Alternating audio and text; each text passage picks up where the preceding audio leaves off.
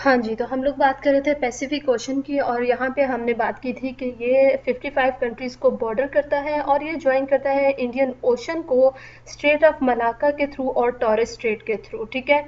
तो इसके अलावा ये जॉइन करता है आर्कटिक ओशन को बेरिंग स्ट्रेट के थ्रू, और ये जॉइन करता है एटलांटिक ओशन को थ्रू स्ट्रेट ऑफ मैगिलान, ठीक है। उसके बाद हम लोग बात करते हैं नेक्स्ट ओशन की, जो कि है हमारे पास एटलांटिक ओशन।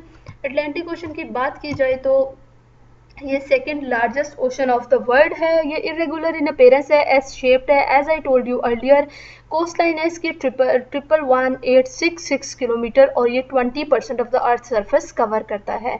और अगर हम लोग वाटर सरफेस की बात करें तो ये 29% कवर करता है। अब हम लोग ज़रा कंपेयर कर लें, पैसिफिक ओशन की बात करें तो वो अर्थ सरफेस का 28% एरिया कवर करता था, और अगर हम लोग वाटर सरफेस ओशन सरफेस की बात करें तो वो 50% करता था, और ये 29% करता है। उसके बाद ये एक एस शेप्ड वाटर बॉडी है, और ये लोकेटेड किधर है, इसकी ज़रा हम लोग लोकेशन जाके देखते हैं। It is located between, this is Atlantic ocean, it is located between Africa, Europe, Arctic ocean, southern ocean, south America and north America, ठीक है। ये इन सब के दरमियान में लोकेटेड है। तो ये आपको इस तरह का सवाल आ सकता है, आपसे पूछा जा सकता है कि इसकी लोकेशन कहाँ पे है, ठीक है। और उसके अलावा अगर हम लोग बात करें इसके बारे में, कुछ फैक्ट्स हैं जो कि काफ़ी फ़नी फैक्ट्स हैं, फ़नी नहीं इंटरेस्टिंग फैक्ट्स हैं। जैसे कि डीपेस्ट पॉइंट इसका है वो है प्योर्टो रिको ट्रेंच, और डीपेस्ट ट्रेंच है इसकी। अगर हम लोग इसके डीपेस्ट पॉइंट की बात करें तो वो है मिलावोकी डीप, वो प्योर्टो रिको ट्रेंच के अंदर ही एक पॉइंट पाया जाता है। अगर हम लोग इसके कुछ इंटरेस्टिंग फैक्ट्स की बात करें तो हमारे पास आ जाता है, ये साल्टिएस्ट ओशन वर्ल्ड का है। उसके अलावा टाइटैनिक इसी ओशन के अंदर डूबी थी, और ये youngest ocean of the world है, ठीक है। Youngest ocean of the world होने के साथ साथ इसके अंदर दुनिया का सबसे बड़ा आइलैंड, जिसको हम लोग ग्रीनलैंड कहते हैं, वो पाया जाता है। और ये फर्स्ट ओशन है जो किसी ने एयरप्लेन या शिप के थ्रू किसी ने इसको क्रॉस किया था, ठीक है। तो ये क्वेश्चन पूछे जाते हैं इसके बारे में। उसके अलावा मैंने आपको पहले भी बताया था, सरगोसा सी इसी ओशन के अंदर पाया जाता है, और ये एक ऐसा सी है जिसकी कोई बीचेस नहीं है। बरमूदा ट्रायंगल भी इसी ओशन का पार्ट है। बरमूदा ट्रायंगल के बारे में कहा जाता था कि वहाँ पे जो चीज़ जाती है वो डिसअपेयर हो जाती है, लेकिन इसमें कोई फैक्ट नहीं है, ये सिर्फ साइंटिस्ट ने डिस्कवर किया चीज़ें कि ऐसी कोई इसके बारे में फैक्ट नहीं है, ठीक है।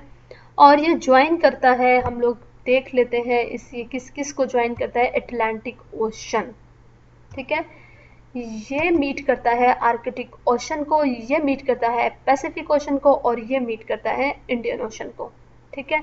ये बात आपने इसके बारे में याद रखनी है, ये काफ़ी इंपॉर्टेंट है। और ये आपको जब मैप आप देखेंगे ना तो आपको ये चीज़ें याद रहेंगी, आपके जहन में आएगा, मैप आएगा तो आपको ऑटोमेटिकली याद आ जाएगा, तो याद करनी मुश्किल नहीं होती मैप की वजह से, ठीक है। और ये बात होगी हमारे पास अटलांटिक ओशन की। नेक्स्ट हमारे पास जो ओशन है वो है इंडियन ओशन, जो कि हमारा ओशन है, और ये third largest ocean of the world है। इसकी कोस्ट लाइन है 66526 किलोमीटर, और ये कवर करता है 19% of water on the earth surface. Location इसकी हम लोग जाके दोबारा मैप से देखेंगे, ठीक है। ये है बिटवीन अफ्रीका,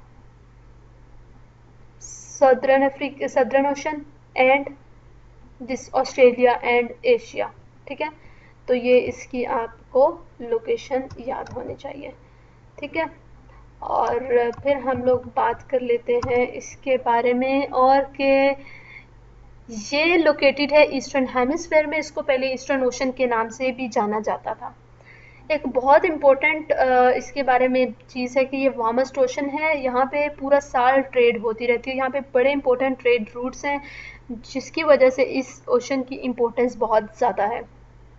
और ये लार्जेस्ट आइलैंड जो है इसका, इसके अंदर जो पाया जाता है वो दुनिया का 4th लार्जेस्ट आइलैंड है, लेकिन इसका सबसे बड़ा आइलैंड है तो वो है मेडागास्कर।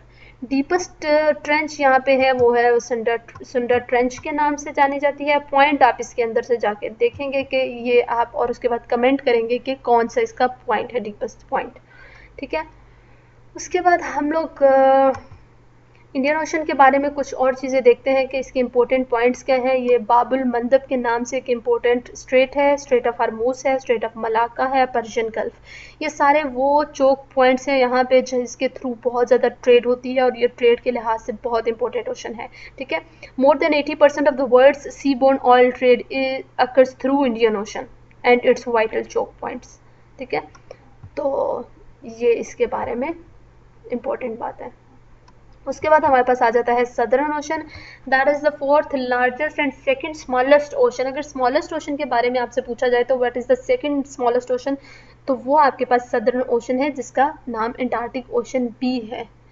इसकी कोस्ट लाइन है 17968 किलोमीटर्स और ये 4% of the earth surface cover करता है और ये 5.4% ऑफ सारे ओशन का वाटर कवर करता है। डीपेस्ट पॉइंट इसके अंदर साउथ सैंडविच ट्रेंच है, ठीक है, डीपेस्ट ट्रेंच। ओजोन होल भी यहाँ ही पाया जाता है और ये बॉर्डर करता है ऑस्ट्रेलिया, चिली और साउथ अमेरिका को। पीछे जाके आपने मैप ज़रूर देखना है एक दफ़ा। उसके बाद हम लोग अगर बात करें लास्ट ओशन की, दैट इज़ आर्कटिक ओशन। ये सबसे स्मॉलेस्ट और शेलोवेस्ट ओशन है। इसकी कोस्ट लाइन है 45390 kilometre and it covers 3% of the earth surface. बहुत थोड़ा ही एरिया कवर करता है चूँकि ये सबसे स्मॉलेस्ट ओशन है। इसका जो वाटर सरफेस की बात करें तो सिर्फ 1.3% ऑफ द अर्थ वाटर इसमें पाया जाता है। लोकेशन आपको मैंने बताया था ऊपर से करके मैप में नॉर्थ पोल में था, नॉर्दर्न हेमिस्फीयर के अंदर है और इसके बॉर्डरिंग कंट्रीज इंपॉर्टेंट है, पेपर में आए भी हुए हैं पास्ट पेपर में। Russia, Norway, Iceland, Greenland, Canada, US है। डीपेस्ट पॉइंट्स इसका मोली डीप है और coldest point of the earth भी यही है। तो एमसीक्यूज इसी टाइप के आते हैं कि what is the oldest point, which ocean contains the oldest point of the earth, तो that the answer is the Arctic Ocean. फिर क्वेश्चन पूछ लिया जाता है कि Molloy Deep is located in Pacific Ocean, Atlantic Ocean और Arctic Ocean, तो आपको पता होना चाहिए, ठीक है। और उसके अलावा इसकी बात करें तो ये coldest of the all oceans हैं and it meets with Pacific and Atlantic oceans, ठीक है। और ये हमारे पास सारी बातें आ गई ओशन से related. If you like the video please comment and let me know that should I create more videos और नॉट। और उसके अलावा हम लोग नेक्स्ट रिवर्स करेंगे और फिर लेक्स करेंगे। और इसके अलावा if you want to know anything तो you can comment. Next slide में इफ़ यू पीपल वांट तो we can discuss past MCQs from the from the previous paper, from one paper, PMS general knowledge का हो गया या फिर बाकी जितने भी पेपर्स होते हैं, ठीक है। तो हम लोग कलेक्ट करके तो आपके पास ओशन से रिलेटेड पास्ट क्वेश्चंस ले आएंगे और आपको प्रेजेंट कर देंगे। Thank you.